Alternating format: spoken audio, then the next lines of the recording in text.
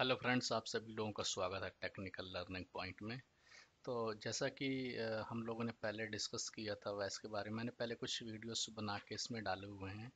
लेकिन फिर बहुत से लोगों की इसमें जैसे कमेंट आया कि एक सीरीज बाय सीरीज वीडियो बनाए। तो आज मैं एक सीरीज के हिसाब से वीडियो बनाना शुरू कर रहा हूँ। तो ये मेरा फर्स्ट वीडियो है और जिसमें आज हम ये डिस्कस करेंगे कि वेब स्फेयर एप्लीकेशन सर्वर में कौन कौन से प्रोडक्ट आते हैं। तो देर न करते हुए स्टार्ट करते हैं।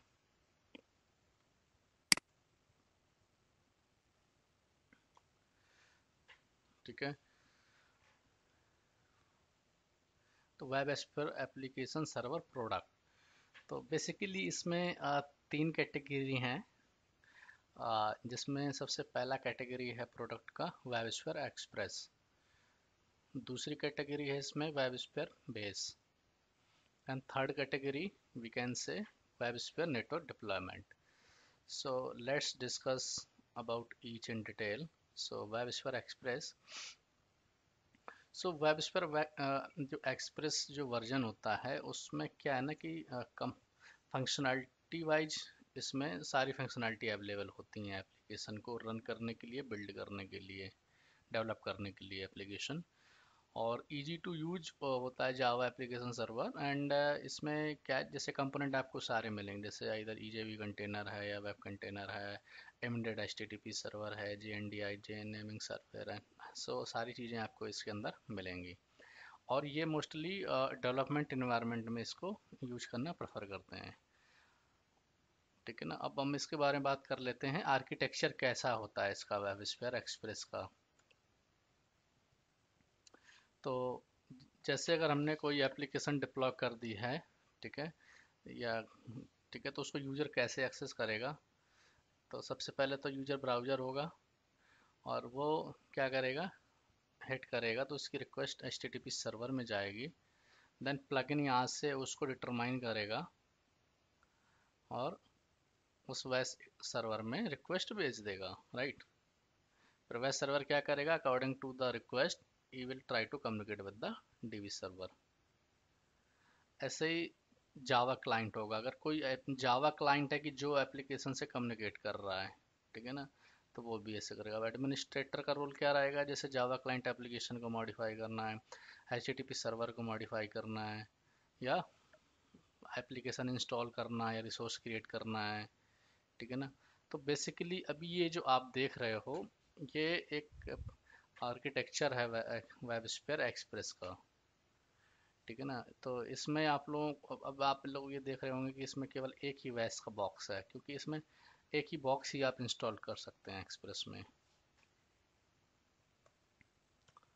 अब बात कर लेते हैं वेब स्फेयर बेस की। तो आज बेस में क्या है ना कि जैसे हमने अभी एक्सप्रेस के बारे में बात किया है, तो फंक्शनैलिटी वाइज ये बिल्कुल सेम है एक्सप्रेस से, और इसका आर्किटेक्चर भी बिल्कुल सेम है जैसा कि एक्सप्रेस का है। बट डिफरेंस क्या है, डिफरेंस है इसमें लाइसेंस का। इसमें क्या होता है ना, जैसे ही लाइसेंस डालते हैं तो इसमें एक फीचर इनेबल हो जाता है जिसको हम बोलते हैं फेडरेशन, ठीक है। तो जैसे हम अगर ये कोई प्रोफाइल क्रिएट, इसमें प्रोफाइल क्रिएट करेंगे और इसमें स्टैंड अलोन ही प्रोफाइल बनती है, चाहे वो एक्सप्रेस वर्जन हो चाहे बेस हो। तो बस बेस वाले वर्जन में क्या है कि लाइसेंस होता है, तो हम जैसे उसको प्रोफाइल क्रिएट करेंगे तो और उस प्रोफाइल को हम फेडरेट कर सकते हैं डिप्लॉयमेंट मैनेजर के साथ। और इसको हम मल्टीपल सीपीयूज में भी इंस्टॉल कर सकते हैं लिमिटेड में, बेस को, बट एक्सप्रेस को नहीं कर सकते हैं। तो ये डिफरेंस था बेस और एक्सप्रेस में। अब तीसरा हमारा टॉपिक है वेब स्फेयर नेटवर्क डिप्लॉयमेंट। तीसरा जो मतलब टॉपिक, क्या मतलब टॉपिक तो हमारा वही है, लेकिन जो इसकी कैटेगरी है प्रोडक्ट की वो है ये नेटवर्क डिप्लॉयमेंट। तो ये बेसिकली मेन सॉफ्टवेयर यही है वैस का, ठीक है ना।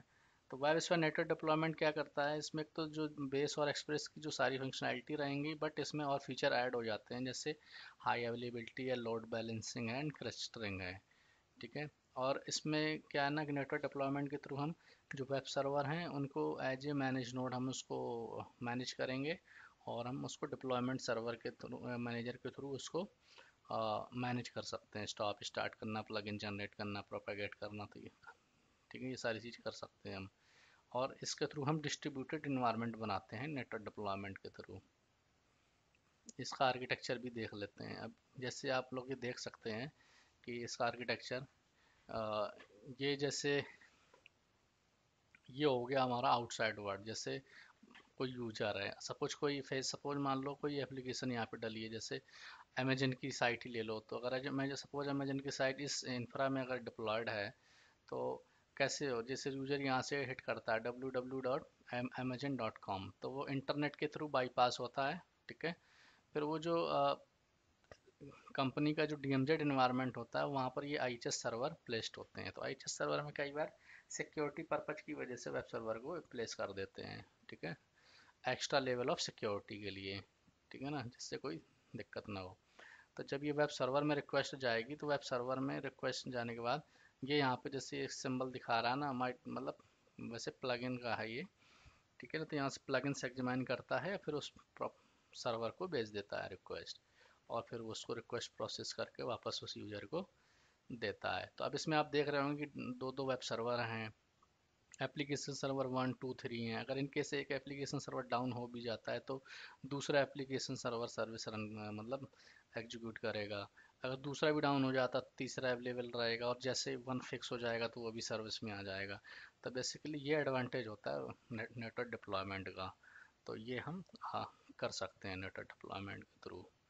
तो ये थे बेसिकली हमारे पैकेज टाइप वेब स्फीयर में जो आते हैं। तो अब इसके बाद मैं जो नेक्स्ट वीडियो बनाऊंगा, वो हम स्टार्ट करेंगे। तो जो भी आपके कमेंट हो, तो प्लीज़